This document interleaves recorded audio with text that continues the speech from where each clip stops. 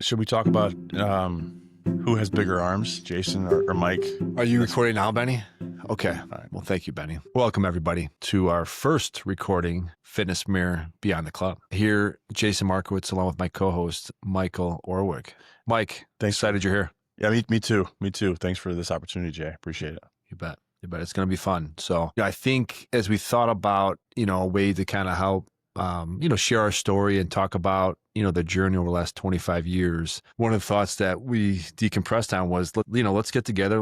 Let's start talking about it. Let's get a podcast going. So here we are with Fitness Mirror Beyond the Club. And, as I think about our 25 years in business this year, it's been quite a roller coaster ride, isn't it, Mike? You've been with us for about half of that time through the journey. I think we've been fortunate and blessed to be just around some great people and build a team of people that are excited to serve others and do the things we do in the communities we're in. And just, I think our goal in this podcast is to really talk about some of the things we're doing, not only in fitness, helping people through the journey of life and some of the things that comes along with that. So, Mike, why don't we start with, maybe a little bit about your background, how you got here, and why you're excited here to talk. Yeah, thanks, Jay. After hearing you kind of lay that out, what the actual plan is, you kind of brought me back to where it started. I was a member at the original location in Bourbonnais back in 2003, I believe, when that club opened. Is that right? Sounds right. So me being from Bourbonnais, I had the opportunity to join a gym locally. And at that point, I believe Fitness Premier was really just known for selling the cheapest gym membership in town. So, which is why I originally joined there. Yeah, I figured that was the only way we were going to get you. That's right. That's right. It was a $20 gym membership, and it's about all I had in my bank account every month. So, I joined the gym in Bourbonnais, Illinois, and over time, I thought, what would it take to become a personal trainer? So, got my personal trainer certificate, and I think I approached one of the managers at the time. That person helped me, get that certification process, and I started training clients at 5 a.m. prior to me going to teach. I was a school teacher at the time from 2003 until about 2011. And I started training for you guys, I believe in 2007. What I didn't know is the business started making headway in the training space. And there was a ton of members buying training at the time. And I think part of that time frame was there wasn't really a lot of competition in Bourbonnais. And we had a tremendous amount of great qualified trainers at the time. So I felt fortunate enough to be able to training in Fitness Premier. Yeah, you got lucky for sure. I did. But, the trade-off was, and at the time I didn't know, I never actually got paid to train for Fitness Premier. It took a couple of years, didn't it? Yeah. You were in the internship mode is what we call that. So the trade-out was I got a free gym membership out of it, which was super cool. Great perk, especially at a $20 membership. It was a great perk. But along that time, while I was teaching, and I got my master's degree in school administration, and I thought, what's next look like for Mike Orwig? And I thought going into a office versus in a classroom and coaching was a great idea. But I found out real quick that it probably wasn't something I could do myself long term. So for 2.5 years, I was teaching, I was coaching, I was, doing some assistant principalship work, athletic director job. I actually part-time also like guidance counselor on the side. But what I learned is I loved teaching. I loved coaching. While I was personal training, I became really good friends with, you and Rick and some other team members in Bourbonnais. And I just started asking questions about, Fitness Premier and what their vision was, what their goals were, what their core values were. And a lot of what I wanted at the time really aligned with the vision of Fitness Premier.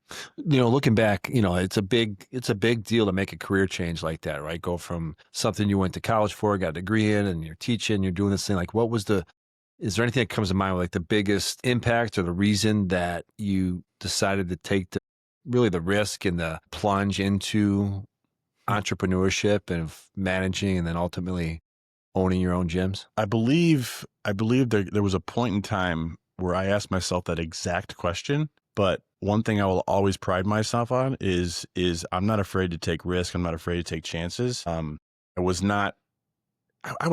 very fortunate to be in the career that I was in. I did not see myself being a teacher forever or being a coach forever. So when I became a principal, that's ultimately what drove me out of education, because I had an opportunity to go back into the classroom. But when a career shift change opportunity happened, based on a conversation I had with you and Rick, it was a leap of faith. And I wasn't afraid to take that leap of faith because you guys outlined what the idea, what the strategy was, kind of grow the brand. And I thought, why not? Yeah. Yeah. Why not? Let's talk real talk. So what's the biggest challenge been over the last decade, you think, operating and owning fitness clubs? Really finding like-minded people who are willing to put as much time, energy, effort, both, their capacity and their brain and their willingness to work without, breaking the bank, has been probably the biggest challenge. Because for me, it took 6-7 years of hard work, working 60, 70 hours a week, managing a gym before I actually became like an entrepreneur. Like I was just an employee. I was a manager. I was fortunate enough to be able to get some equity out of it after 3 or 4 years, but I turned that into, from sweat equity into actual equity. So to transition that over into these younger, up and coming, hungry entrepreneurs, but they're not, they want to get to the finish line a lot faster than I did at the time. Yeah. So I would say, to answer your question, that's probably the biggest challenge, is identifying the right people and finding those people, and how do we get them to the finish line that much faster? How's that going? Talk to us about that. How's it going? I think I'm very fortunate to have a great team in the 4 locations that I manage. Like, I don't think I've been in a better place as far as from club A to club D. I think every person on the team has the same opportunity that I have. So the idea is how do we, create more leaders and identify those people and help those people be successful? Because I truly believe that in order for me to succeed, I have to help other people succeed. And that's something that I've always believed, because my skill set is teaching, my skill set is coaching. And in order for me to grow, I've got to develop more people. So that's the most important thing in our growth model. Is it's not what I do, it's what we do. So I spend a ton of time training, developing one-on-one, small group, independently at the 4 locations that I'm managing. And it starts with guys like Keegan Mraz, Ricky Panful, Jared Carter, Amanda Ducharme, Jake Hoffman. Those are probably the top 5 people that I'm fortunate enough to coach and teach every day, as well as Keegan's brother, who left an HR job in St. Louis, making a really good career. And now he's one of our owners in Beecher and Crete. And he left that career to take this opportunity. And I'm fortunate enough to coach guys like Curtis and Keegan and those 5 people that I mentioned every single day. So how do we grow that? How do we build off that? How do we find more people like that? Yeah, for sure. Yeah, you're one of the best in the business at that, for sure. That's amazing work. Yeah. Jay, I got a question for you. Fire away, Mike. All right, cool. So first of all, I want to thank you again for this opportunity that I've been given to not only be your friend, but also one of your partners. And I don't know where I would be without guys like you. So I appreciate that. That's nice. Yeah. Okay. You were one of the most humble people I've met in my life, just so you know. But let me get into the nuts and bolts of. Here we go. Good. Yeah, let's get into the good stuff. So Fitness Premier, can you tell me, how it became a thing, how it became a brand, and how it kind of started as, I believe, was Cardinal Fitness back in the day, correct? So where did that idea start, and how did it transition into Fitness Premier? It's quite a ride. First of all, thanks for being here and co-hosting this podcast. We're going to have a lot of fun with this thing over the next few years. As I think back on how it started, it's been quite a ride, right? It's been like the, we call it the school of hard knocks, and like to think that we've learned a ton by just being in the trenches, right? Like the quote, the man in the arena, of like actually being in the game. So as I think about how the brand got started, so I grew up playing sports, growing up, football, basketball, baseball, went to college, got a degree in business, love fitness, love exercise, and got a really unique opportunity at a young age, right out of college, to get involved in a fitness center in the Chicago market that was growing. It was really a unique business model back then, and it was really booming. So got a chance to get in there with some sweat equity pretty early on through a unique just business model. There was the founder that would finance the operation. He was looking for operating partners. So I was blessed to be able to be one of those guys to build a great relationship with him and get an opportunity as a young 23-year-old kid that owned a gym, but didn't have the money to really own a gym, but was able to kind of learn all the practical experience it takes to run a business. We were fortunate to have some success early and just really start taking those opportunities and really doubling down ever since. It hasn't been all wins, for sure, right? Like you got to take, your learnings and your lessons. And we've been able to apply those learning lessons like quickly and adapt and fail fast. Back in 2000, so from about 2000 to 2006, it was all that, right?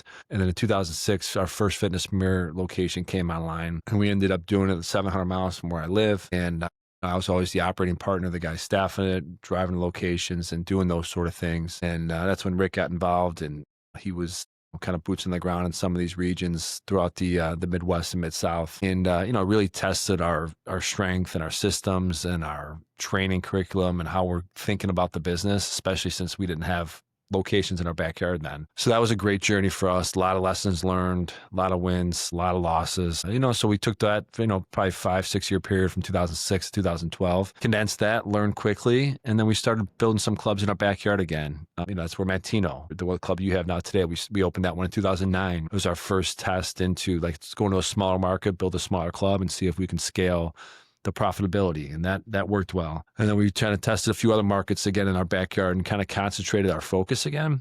And started having some good success, started bringing in a lot of the systems that we use today with other revenue streams around training and people and, all the things that you're directly involved in now, Mike. We're all born from those lessons learned 15, 20 years ago. So, we're excited because we can kind of take our failures over the years and condense them. And, we like to call it like a business model in a box now, where we could take it and give it to some of our franchisees and our young partners to have quicker success and learn from that and to accomplish what they want to do in life. For us, it's been a wild ride. Part of the journey I enjoy the most is the team, the people. Like when you grew up playing team sports and it's hard to recreate that. And I think we try to do the best job we can of recreating that in the organization, the way that we train, the way we coach, the way we mentor, the way we work with other people, the way we support other people when they're, going through tough times. Cause a lot of what we do is really people, right? Like it's not a complicated business. It's a tough business. It's a competitive business. And it's all centered around your ability to attract great leadership, retain them, and ultimately align them with, not only the mission of the company, but where they want to go in life. Those two things got to be aligned. I like to think that we're thoughtful around doing that in a lot of different ways. So yeah, super excited about the future. There's a lot to unpack there, and I'm sure we will over the next, few weeks, months, and years as we continue to talk here on this channel. And excited to share just a lot of our lessons learned with the audience, with the group, and start weaving in franchisees, operating partners, members, community members of communities that we're in, and just share the mission of just serving other people and making the world a better place. Good stuff. Good stuff. If there's one thing you wish you'd have done faster back in when all that started to happen, what would it be? Faster. Yeah. We we grew quick. We grew too fast in a lot of ways. Mm-hmm. The one thing when I think about, what I've done faster, it's probably maybe faster is the wrong word. Maybe you wish you would have maybe done slower. Maybe not grown so fast. Because you grew too fast, what's something else you should have done to really align with the growth that you guys had the idea for and the vision? I think, really some of the prevented you guys from doing it the right way. Yes. For a lot of companies, it gives you, grow too quickly. It's like you got to think about the infrastructure and the support and the team beyond that growth, especially now in franchising. That's something that we've been really thoughtful about over the last 10 years. As we started franchising back in 2016, it's like really making sure your foundation and your infrastructure is set properly so you can support locations and the operation and in all the different ways that they need to stay in business. So I think looking back when we were growing quickly, we just, we probably didn't have the depth of infrastructure we needed to back 15, 20 years ago, that, we had to go through those times to learn those lessons to build it the right way. And so you look back and you say, hindsight's always 20/20, but you wouldn't change those lessons learned. And then, just personally wise of just the idea of, investing and not only just as anybody, and I tell us the team members all the time, as you make more money in your career, it's easy just to increase your lifestyle, increase your spend. So I think, early in my career, we reinvested a lot in the business and kind of just kept funneling it back in just organically, which I'm thankful for. And there's a lot of, lessons learned in all of that. But I think investing in real estate and some of those things at a younger age is something I personally would have wished I would have done sooner or faster. And, it's something we're able to apply now to our business model of ways that we can get locations open and develop markets is through the real estate channel. But yeah, it's all a journey. You know what I mean? It never comes easy. You got to make sure you keep it all in perspective and you have fun while you're doing it and you're doing it with the right people.